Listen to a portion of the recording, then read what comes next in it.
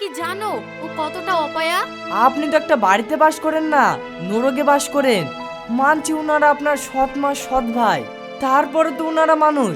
ওদের মধ্যে কি একটু মনুষ্যত্ববোধ নাই? আপনার যদি কোনো আপত্তি না থাকে, আজকে আমি আপনাকে বিয়ে করে আমার বাড়িতে নিয়ে যাব।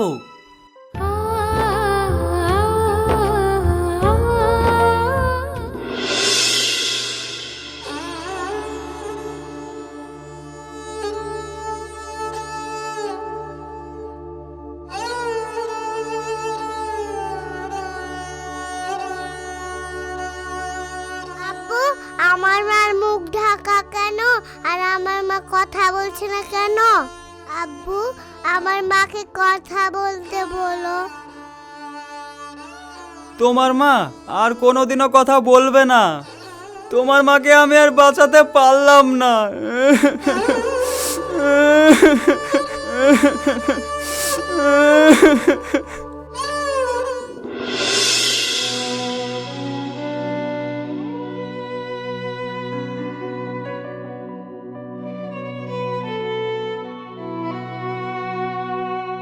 আমি তোমার কাছে খাবো না। আগে তুমি আমার মাকে এনে দাও, তারপরে আমি খাবো। আহারে, এত সুন্দর মেয়েটুক এই বয়সে তার মাকে হারালো। মা যে হারিয়েছে সেই বোঝে মা হারানো যন্ত্রণা কতটা। ভাই, আমি তোমাকে একটা কথা বলবো। হ্যাঁ ভাবি, বলো।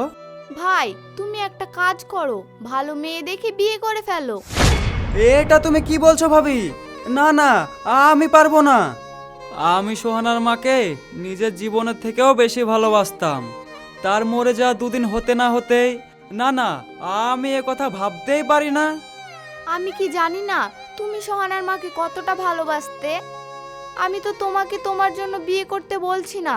ওই মেয়েটার মুখের দিকে তাকিয়ে একবার ভাবো তো, এ বয়সে ও মা ছাড়া আর কি বোঝে?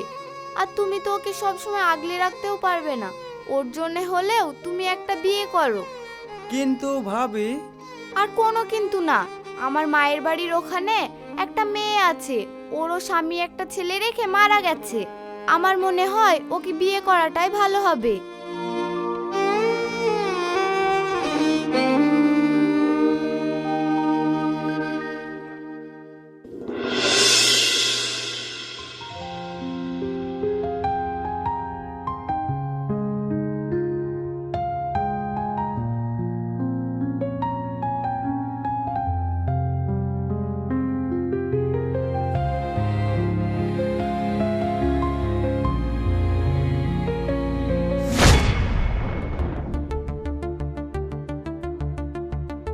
আব্বু, এরা কারা?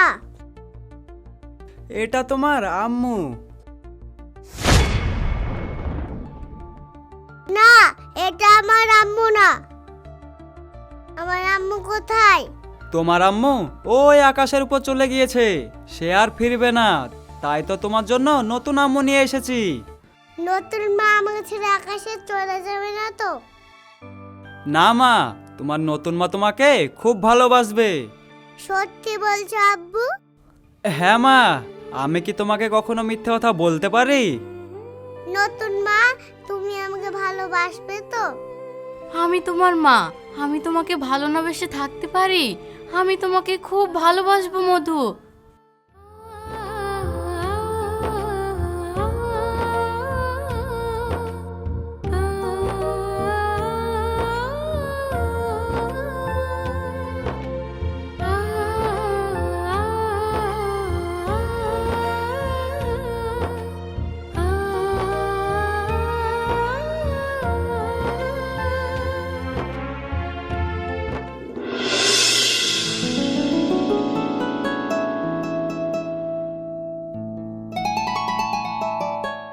আমি অফিসে বেরিয়ে গেলাম, তুমি আমার সোহানার খেয়াল রেখো।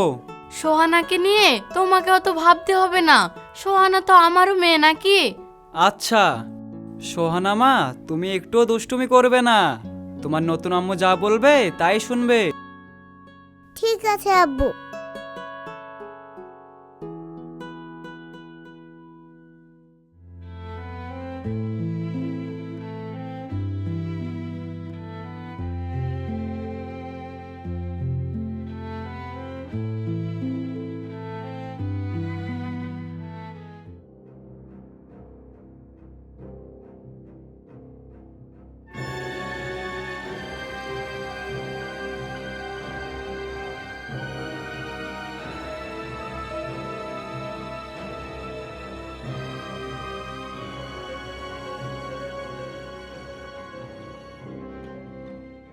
নতুন মা আমাকেও ডিম দিয়ে ভাত দাও। মা তুমি ওকে ডিম দিয়ে ভাত দিবে না? তুমি মেয়ে, মেয়েদেরকে ডিম দিয়ে ভাত খেতে হয় না, আর বাচ্চা মেয়েরা ডিম দিয়ে ভাত খেলে অসুখ হয়।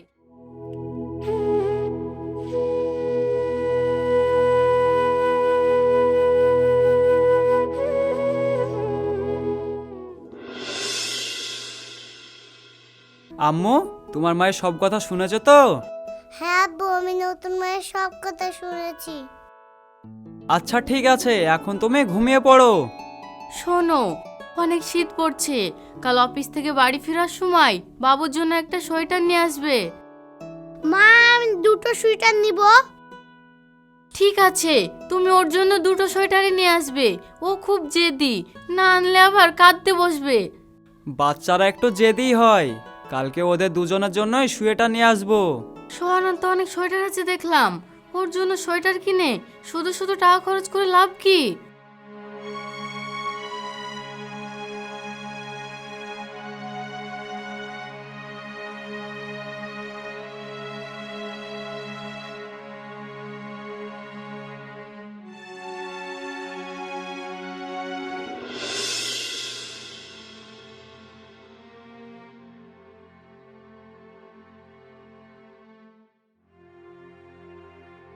মা ভাই গরম ভাত খাচ্ছে, আমাকেও গরম ভাত দাও।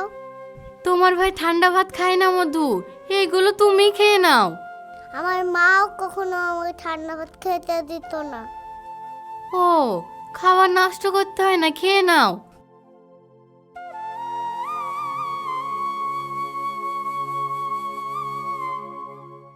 নতুন মা তুমি আমাকে খাইয়ে দাও, আমি নিজের হাতে খেতে পারি না। তুই যা, আমার মা তোকে খাইয়ে দিবে না। ভালোভাবে বলছি, কথা কানে লাগছে না? না যা, তুই নিজের হাতে খেয়ে নে গা। আর এই ঠান্ডা ভাত তোকেই খেতে হবে, অপয়া কোথাকার।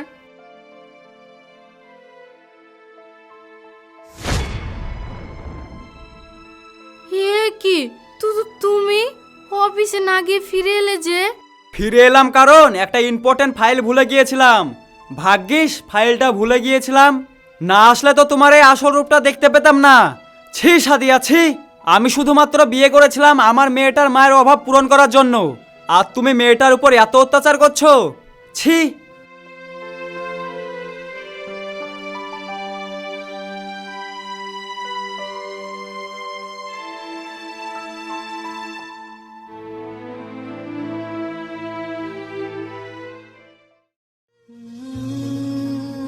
আব্বু তুমি কান্না করছো কেন? কই কাঁদছি না তো।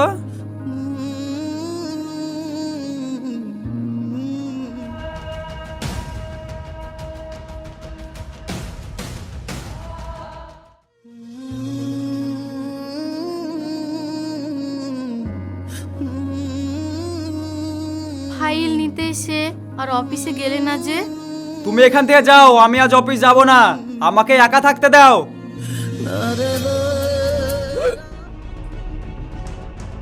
আব্বু আব্বু কি হয়েছে তোমার? আব্বু তুমি এমন করছো কেন? মা আব্বু এমন করছে কেন?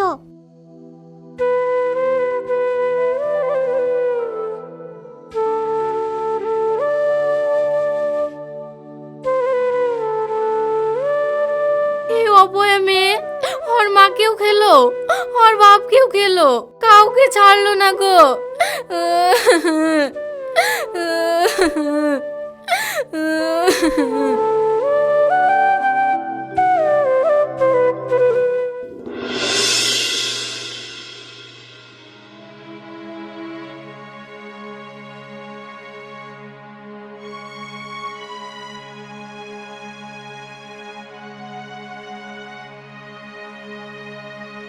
মা, ও মা।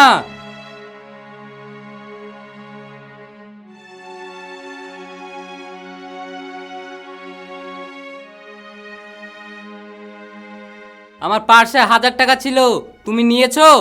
না বাবা, আমি তো তোর পার্শ্বে হাত দিইনি। তাহলে আমার পার্স থেকে কে টাকা নিলো? এই বাড়িতে তুই আমি আর অপয়া ছাড়া কেউ তো থাকে না, নিলে ওই অপয়া নিয়েছে। সোহানা, সোহানা, কোথায় গেলি?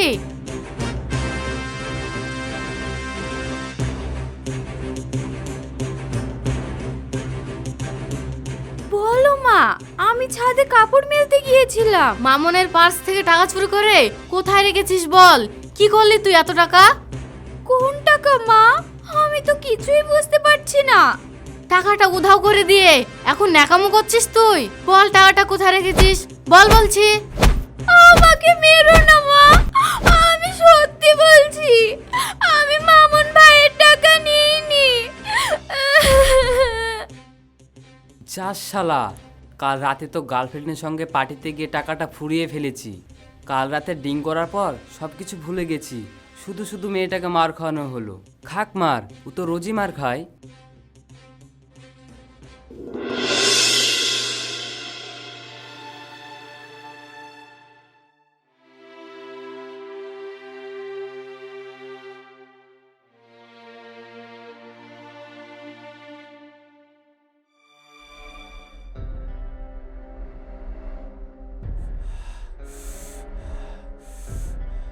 বাপরে, এত ঝাল খেতে পারছি না, জিভটা জ্বলে গেল। রান্না করে খাওয়াস বলে তরকারিতে এইভাবে ঝাল দিবি যাতে আমরা খেতে না পারি? এ কি বলছো মা? যদি ঝাল হয় তাহলে ভুল করে হয়ে গিয়েছি, আমি ইচ্ছা করে ঝাল দেব কেন? তুই আবার আমার মুখের উপরে কথা বলিস, তোর সাহস তো কম না।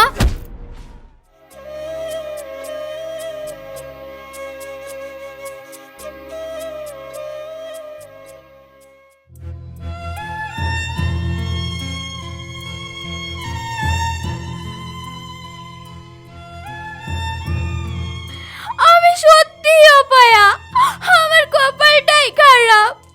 হে খোদা, তুমি আমার মা বাবা দুজনকেই নিয়ে নিলে, আমাকে কেন নিলে না? আমি আর কতদিন আমার এই সৎ মায়ের অত্যাচার সহ্য করব?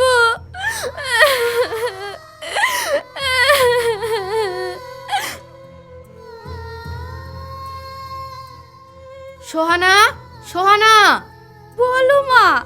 সব কাজ কি তোকে বলে বলে করাতে হবে? জামা কাপড়গুলো কে কাচবে? আমি এক্ষুনি ঘাট থেকে কাপড়গুলো কেচে আনছি মা।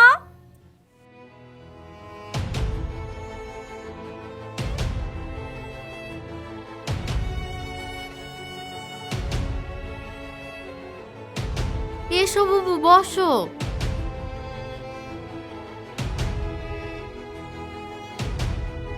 বুবু, সোহানার তো বাপ মা কেউই নেই, তুমিই সব। সোহানার একটা ভালো ছেলে দেখি বিয়ে দাও না। এই অপয়াকে আবার কে বিয়ে করবে?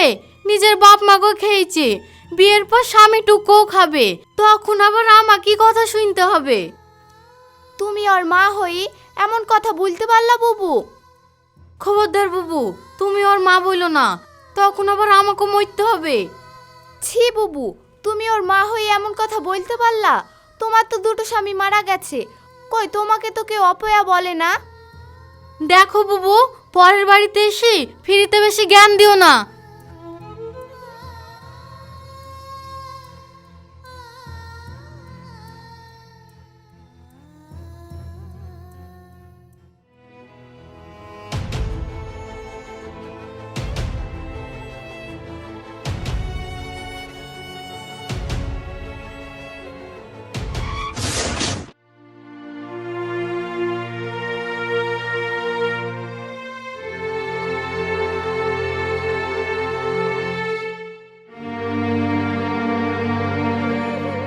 আপনার কোথাও লাগেনি তো? না না, আমার লাগেনি। এ কি, আপনার হাতে তো চোট পেয়েছে। চলুন আমি আপনাকে হসপিটালে নিয়ে যাই। আমি আপনাদের এই হসপিটালে ডাক্তার, ওইখানে গিয়ে আপনাকে ব্যান্ডেজ করে দেব।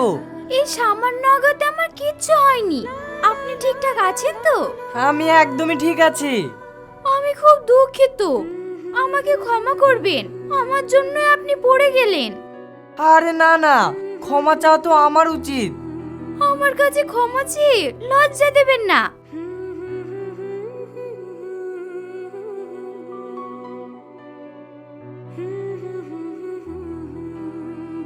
আমি তো একটা অপয়া। মা ঠিকই বলতো, গ্রামের মেয়েরা সত্যি খুব সাদাসিধে হয়। পোস্টিংটা যদি গ্রামে না নিতাম তাহলে হয়তো এরকম মানুষ দেখতে পেতাম না।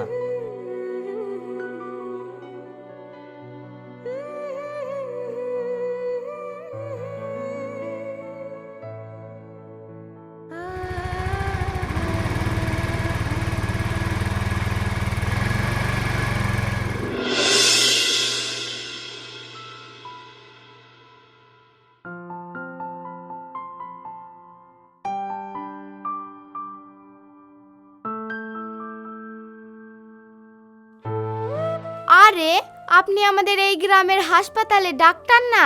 হ্যাঁ আন্টি, ঠিক বলেছেন। আচ্ছা ডাক্তার বাবু, আপনি এখানে দাঁড়িয়ে কি করছেন? আন্টি, এই বাড়িতে একটা মেয়ে আছে, আমি ওকে দেখার জন্য এখানে দাঁড়িয়ে আছি।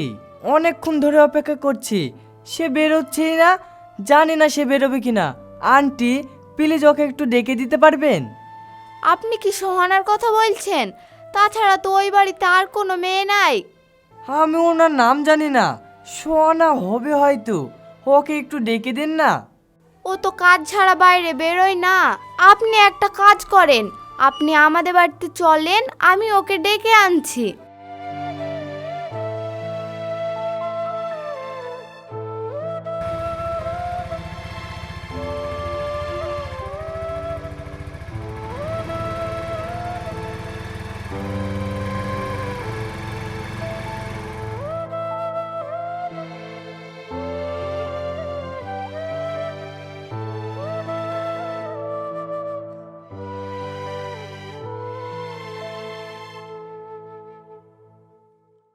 এই তুমি সোহানাদের বাড়িতে গিয়ে সোহানাকে একটু ডেকে আনো গা তো। ঠিক আছে, আমি এক্ষুনি ডেকে আনছি।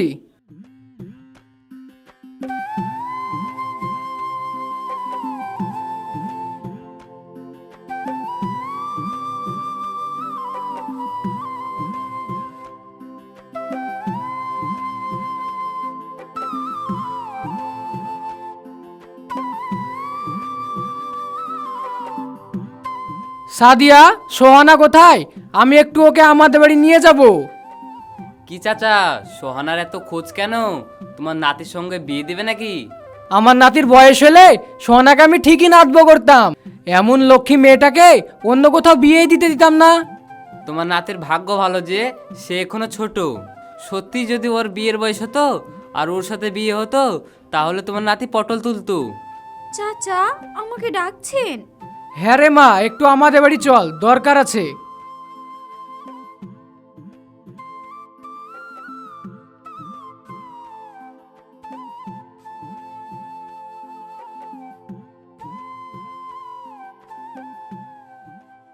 আপনি এখানে?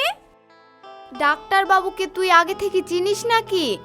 হ্যাঁ, এর আগে একদিন দেখেছি। ও আচ্ছা।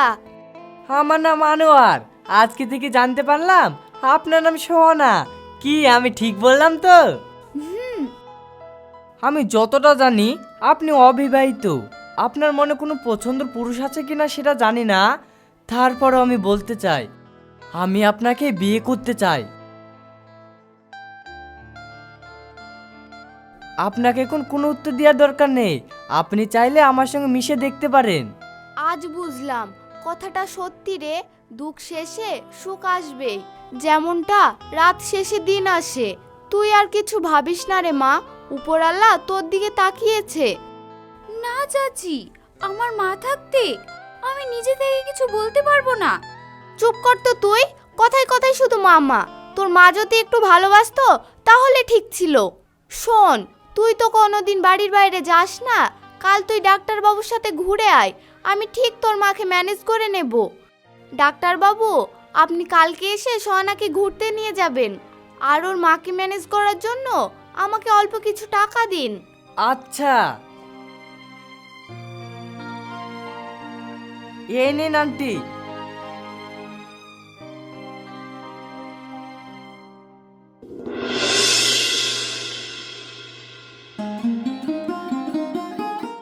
বুবু, বুবু,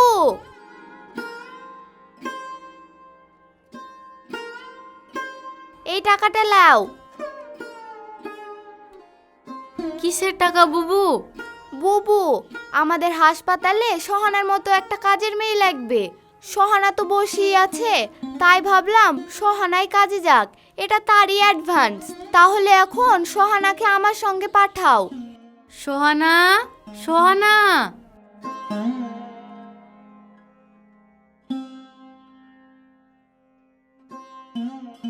তোর জবা চাচির সাথে একটু ঘুরে আয়, তোর কাজের একটা ব্যবস্থা করেছে।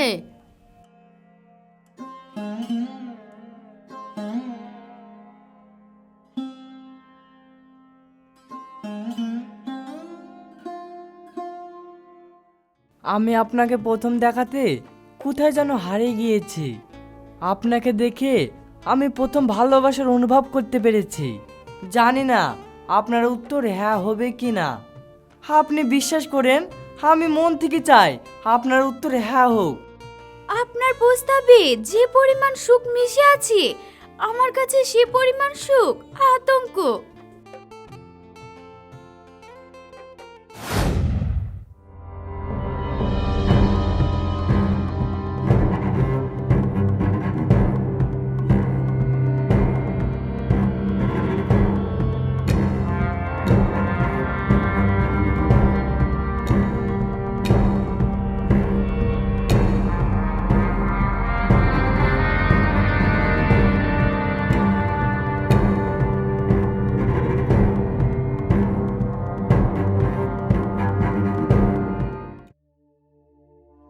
একটা মেয়ে এত কিছু মুখ বুঝে সহ্য করতে পারে?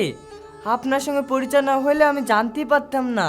আমার প্রস্তাবে যদি আপনার মত থাকে, আমি আজই গিয়ে আপনাদের বাড়িতে বিয়ের প্রস্তাব দিব।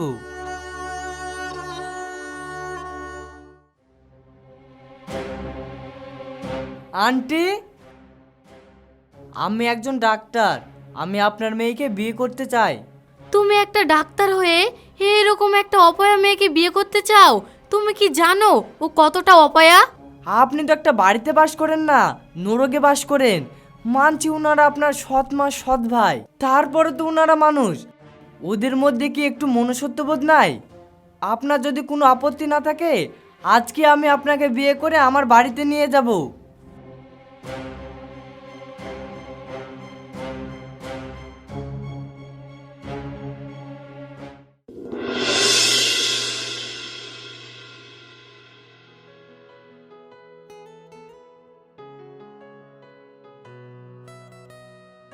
আমি তোমার পছন্দ মতো রান্না করে এনেছি, তাও আবার নিজের হাতে। রোজ রোজ আমার জন্য পছন্দ রান্না করে নিয়ে আসলে আমি যে খেয়ে মোটা হয়ে যাব। ওসব কিছু আমি জানি না, তোমাকে তোমার পছন্দের খাবার বানিয়ে খাওয়াতে আমার খুব ভালো লাগে।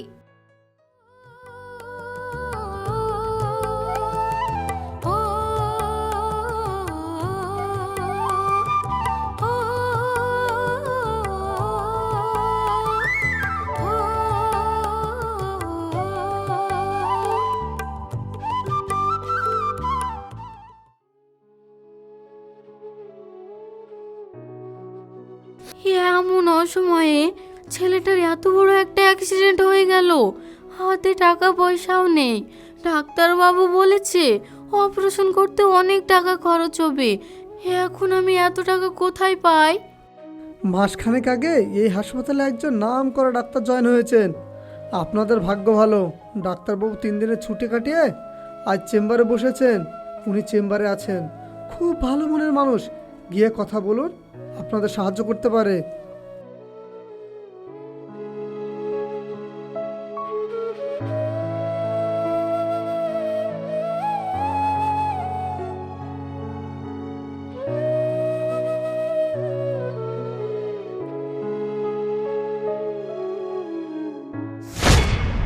সোহানা, মা,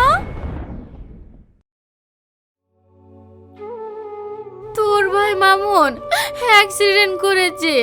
ডাক্তারবাবু বলেছে ওর অপারেশন করতে অনেক টাকা লাগবে। এটা তুমি কি বলছো মা? হ্যাঁ রে মা, আমি ঠিকই বলছি। আমার হাত একেবারেই খালি। বাবা, তুমি আমার ছেলেটাকে বাঁচাও।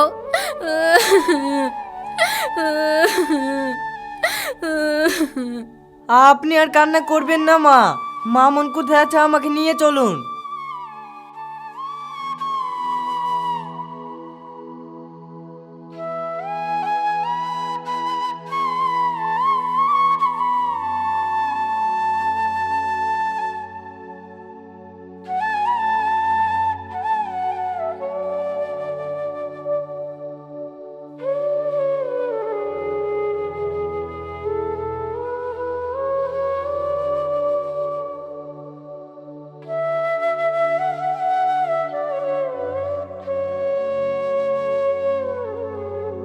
পেশেন্টকে তাড়াতাড়ি ওটিতে নিয়ে চলো।